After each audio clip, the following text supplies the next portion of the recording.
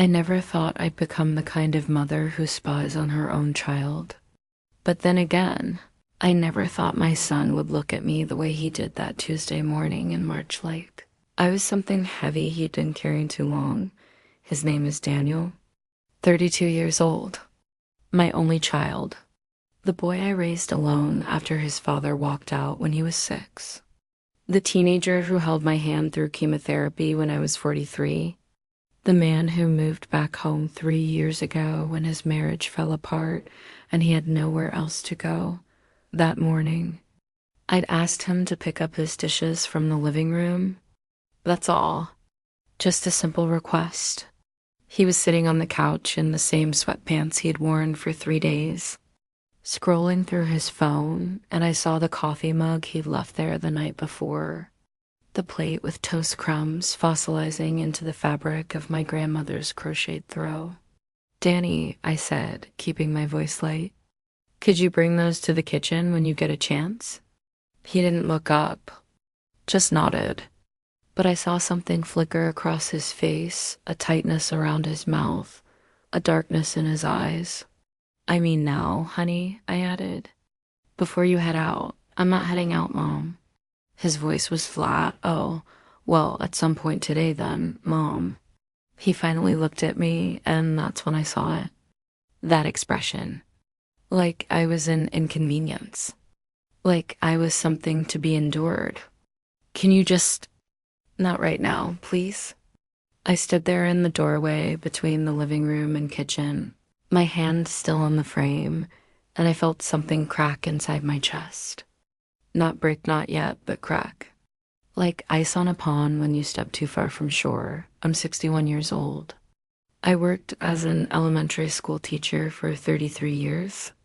I retired 2 years ago with a modest pension and an even more modest savings account that had been depleted by medical bills and the divorce settlement that left me with this house and not much else.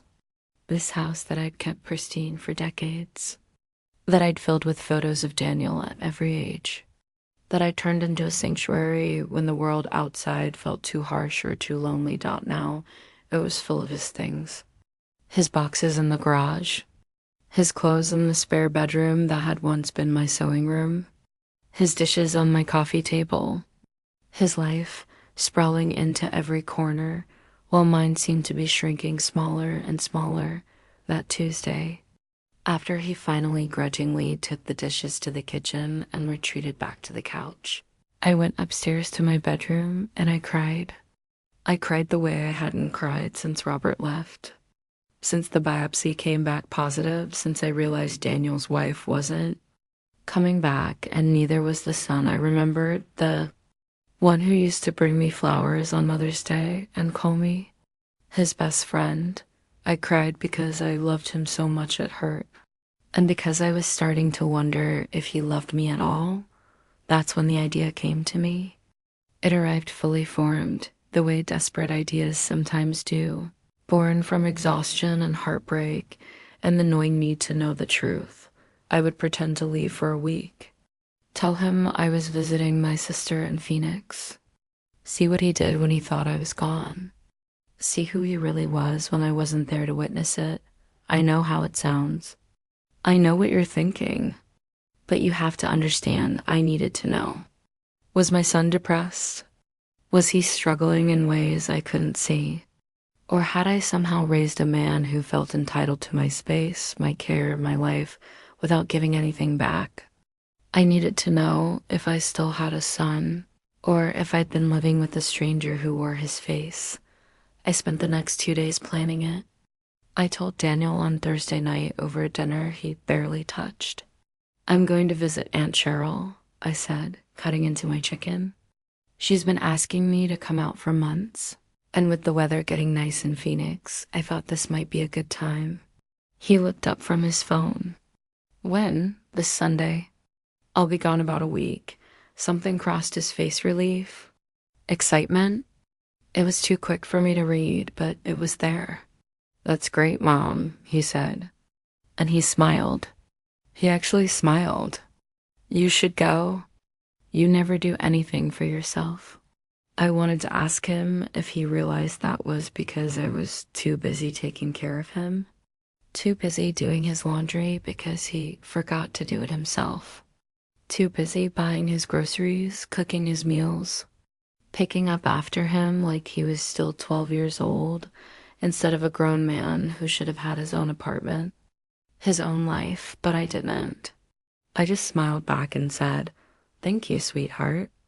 I leave Sunday morning. That night, I called Cheryl. She's 5 years younger than me, remarried to a contractor named Bill, living in a golf community with a pool and palm trees and a life that looks nothing like mine. "I need you to do something for me," I told her. "If Danny calls, tell him I'm there. Tell him I'm having a great time. Tell him whatever you need to tell him." There was a pause. Then, "Carla, what are you doing?" "I'm being a crazy mother," I said. "Please share, I just need to know." She sighed. "A week? Just a week. You're going to hide in your own house?" "The guest room upstairs.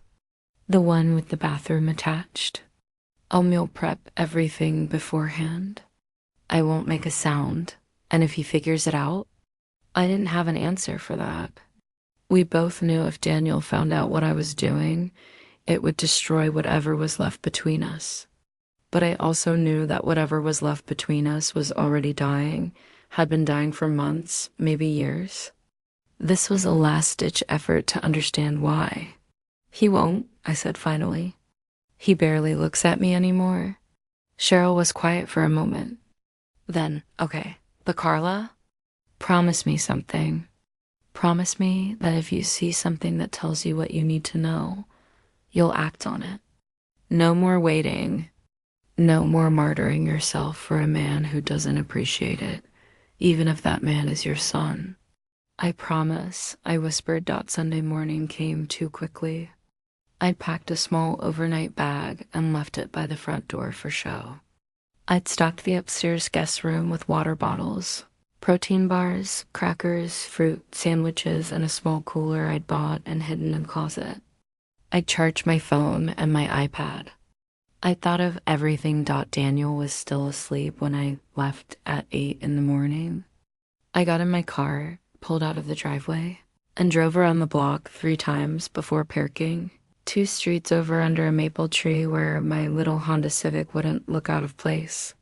Then I walked back through the neighborhood, through the Hendersons' backyard where the fence had a broken slat I'd been meaning to tell them about, and let myself in through my own back door.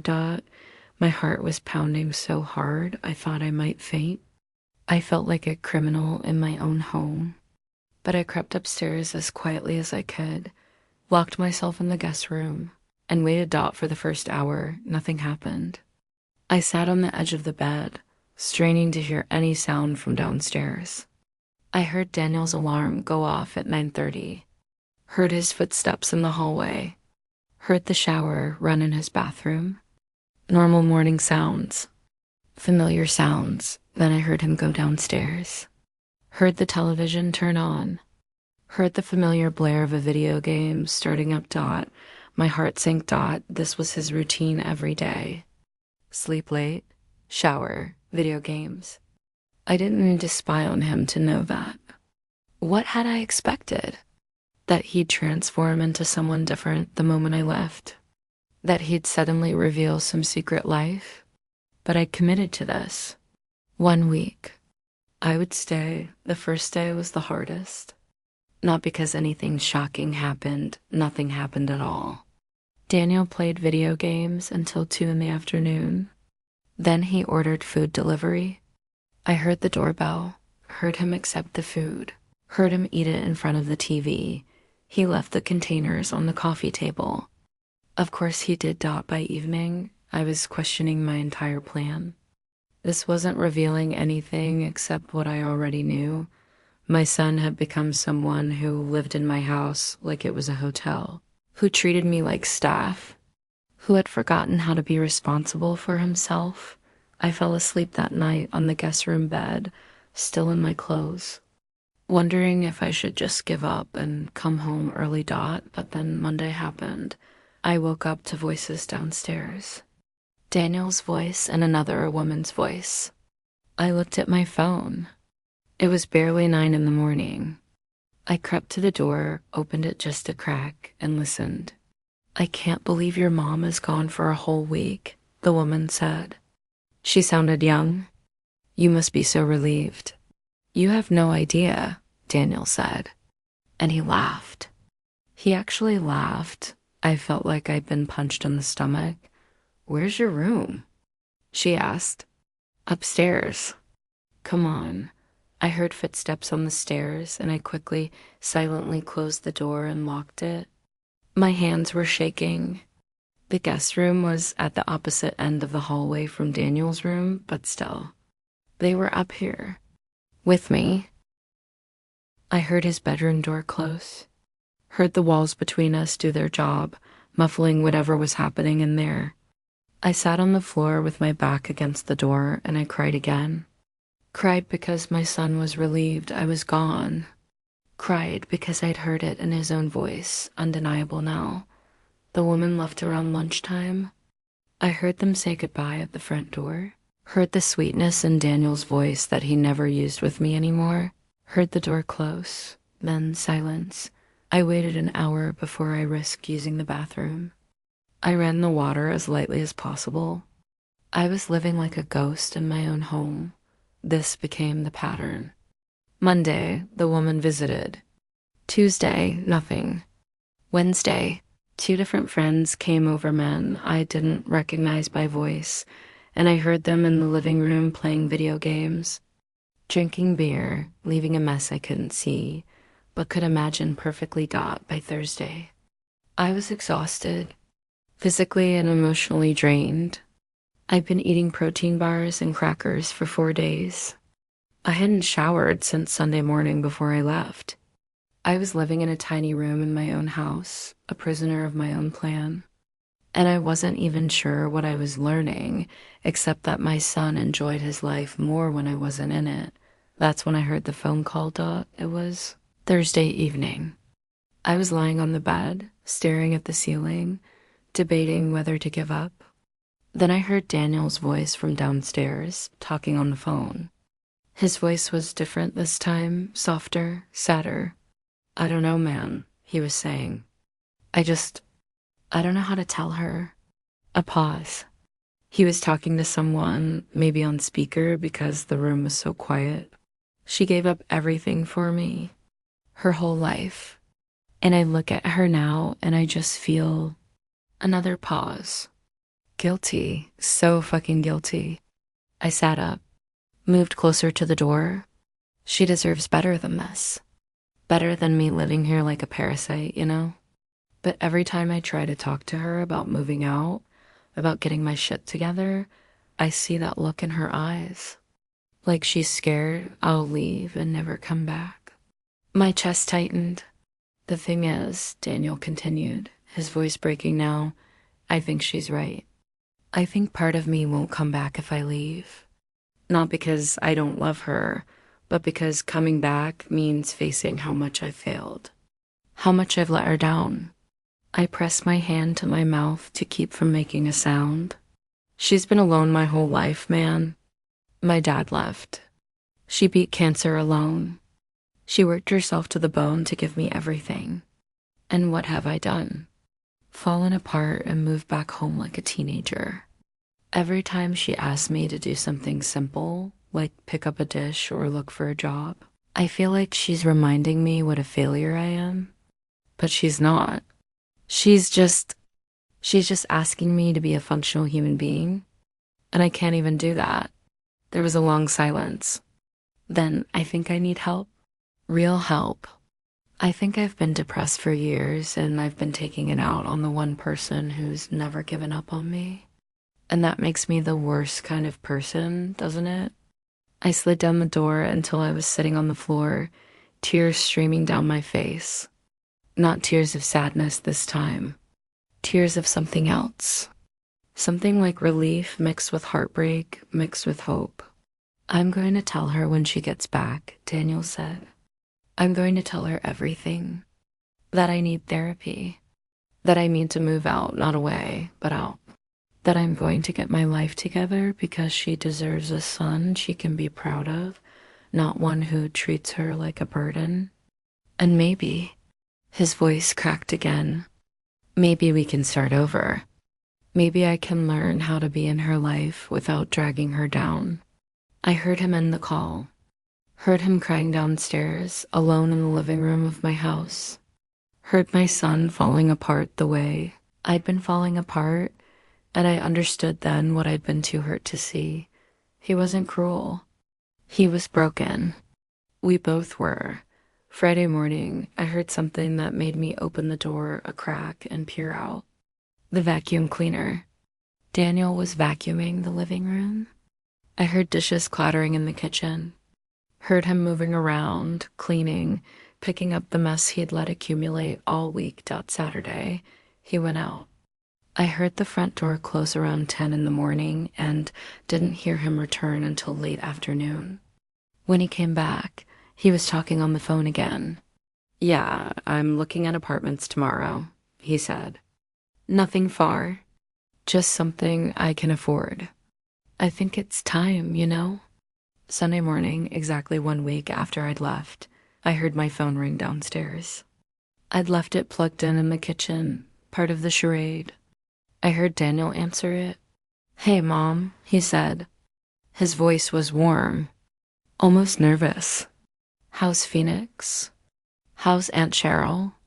I couldn't hear my sister's response, but I heard Daniel laugh, a real laugh this time, not the bitter one from before. "That's great. Listen, I wanted to tell you something. I've been doing a lot of thinking this week and, well, we should talk when you get home. I've made some decisions. Good ones, I think. I hope." There was a pause. "I know. I love you too. Drive safe, okay?" I sat on the guest room bed and looked around at the space I'd been hiding in for 7 days. At the protein bar wrappers and the small trash bag I brought. At my reflection in the mirror, exhausted, unwashed, older than I'd looked a week ago. What had I learned? That my son was struggling. That he still loved me. That I'd been so consumed by my own hurt that I'd missed his pain entirely. That we'd both been drowning in the same house. Too proud or too scared to ask each other for help. I waited until I heard him go upstairs to his room.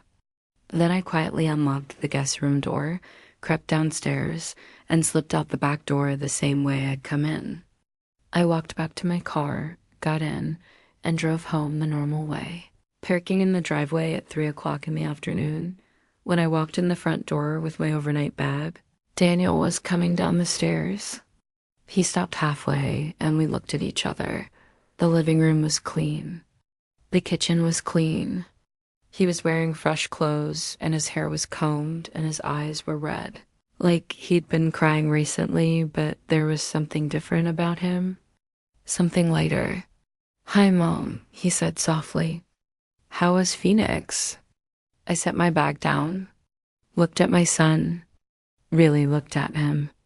Saw the boy I raised and the man he was trying to become and all the pain in between.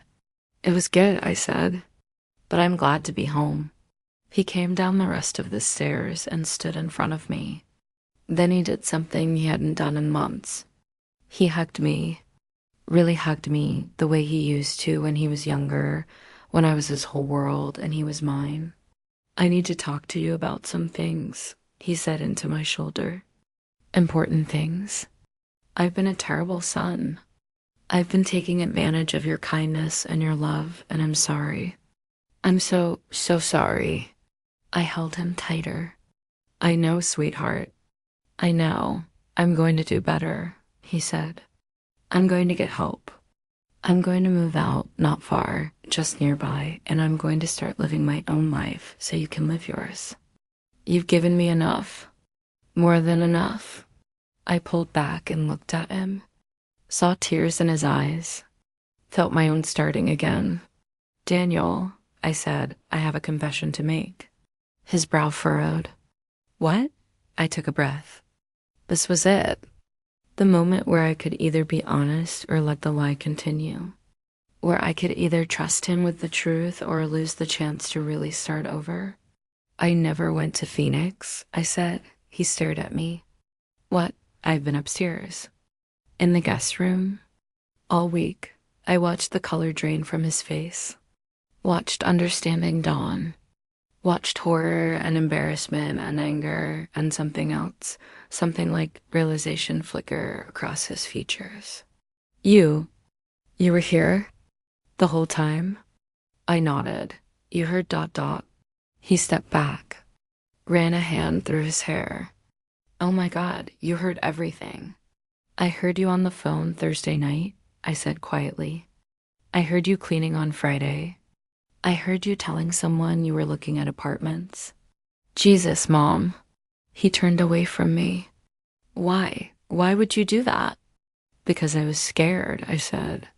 Because I didn't recognize you anymore, and I didn't know if you hated me or if you were just depressed or if I'd somehow failed you so badly that you'd stopped seeing me as someone worth respecting. And I needed to know. I needed to know if my son was still in there somewhere. He was quiet for a long moment. Then, that's insane, Mom. That's legitimately insane. I know. You spied on me in my own home, my home? I corrected gently.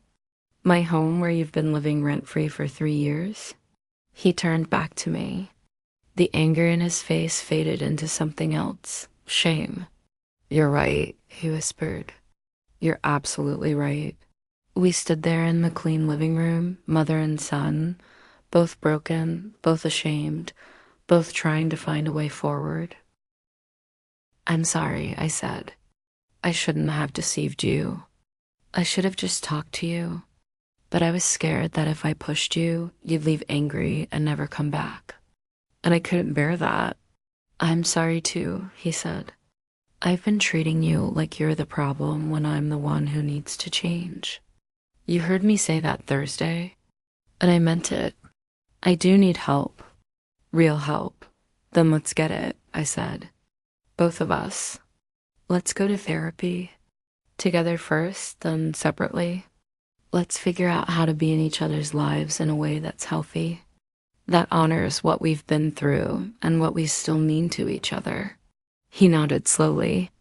You really stayed upstairs all week? I really did. That must have been awful. It was.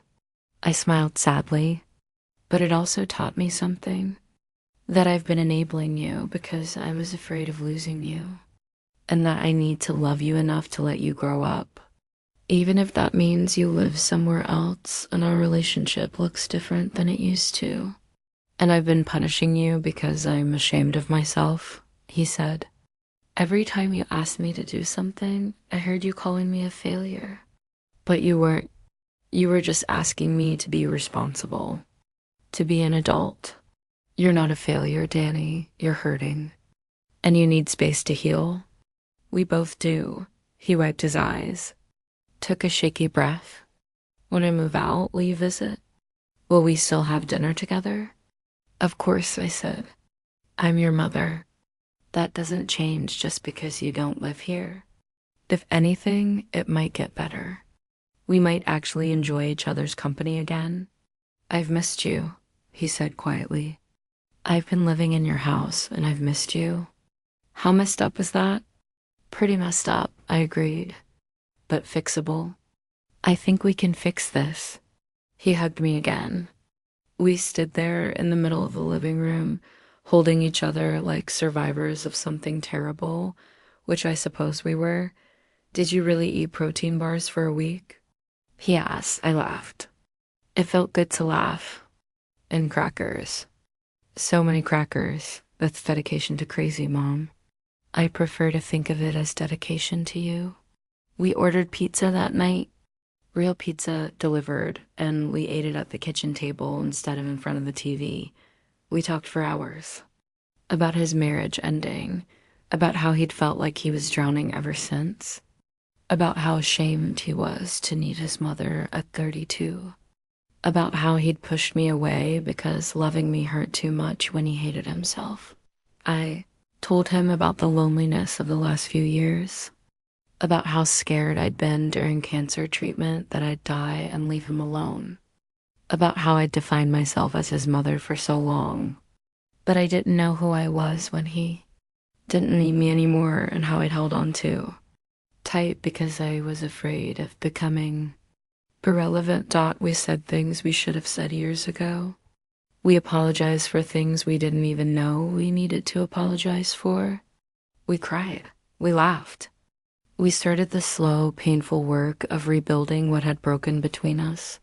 3 weeks later, Daniel moved into a one-bedroom apartment 15 minutes away. I helped him pack. We shopped for dish towels and a shower curtain together. I bought him a houseplant and made him promise to water it. He started seeing a therapist the following month. We went to 4 sessions together, sitting on a couch in a small office, learning how to talk to each other again, how to set boundaries, how to be family without being suffocating or suffocated. I started seeing my own therapist too. Spent months unpacking why I thought spying on my son was a reasonable thing to do, why I'd let myself become so small, why I'd confused being needed with being loved. It's been 8 months now since I spent that week hiding in my own house. 8 months since I heard my son say he was the worst kind of person for taking advantage of my love. And 8 months since I realized I'd been doing the same to him, using my love as a chain instead of as a gift. Daniel was doing better. Not perfect. He still struggles, still has bad days, but better. He has a job now, working tech support for a software company. It's not glamorous, but it's something. He pays his rent on time. He has friends. He's dating someone new, a woman named Sarah, who's kind and patient and doesn't seem to mind that he's still figuring his life out. We have dinner together every Sunday. Sometimes at his place, sometimes at mine. We talk on the phone a few times a week. He sends me funny memes. I send him articles about things I think he'd find interesting. Our relationship isn't what it was when he was a child and I was his whole world, but it's something better. It's more honest, more equal, more real. I've started taking an art class at the community center. Watercolors. I'm terrible at it, but I love it. I've joined a book club, made friends with a widow named Patricia who lives 3 streets over and walks her dog past my house every morning. I'm learning how to be Carla again, not just Daniel's mother. Sometimes I think about that week, about how desperate I'd become, about what could have happened if Daniel had found me, about how my blood ran cold when I heard him laugh about being relieved I was gone, and how it warmed again when I heard him cry, about wanting to be better, I think, about the person I was when I locked myself in that guest room, scared and small and convinced I was losing my son and the person I am now, who understands that loving someone sometimes means giving them room to leave, room to fail, room to find their own way back. Was it wrong, what I did? Probably, almost certainly. But it was also the thing that finally broke us open, that forced us to look at each other honestly, without the resentment and guilt and unspoken expectations that had been poisoning us. Last week, Daniel called me in the middle of the day, which he never does. "Mom," he said, "I have something to tell you." My heart jumped. "What is it?" "Sarah and I are thinking about getting engaged. Nothing definite yet, but I wanted you to know. And I wanted to ask you something." "What's that?"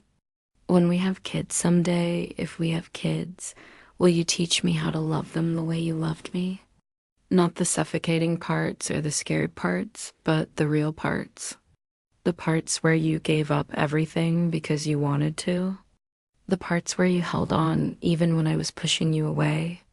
The parts where you loved me enough to let me be angry at you." I sat down at my kitchen table, looking out the window at the garden I've been planting, and I cried. Good tears this time. "Of course," I said.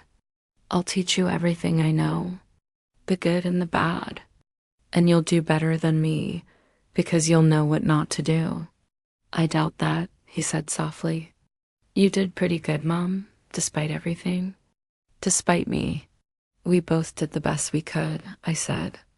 And we're still doing it. That's all any of us can do.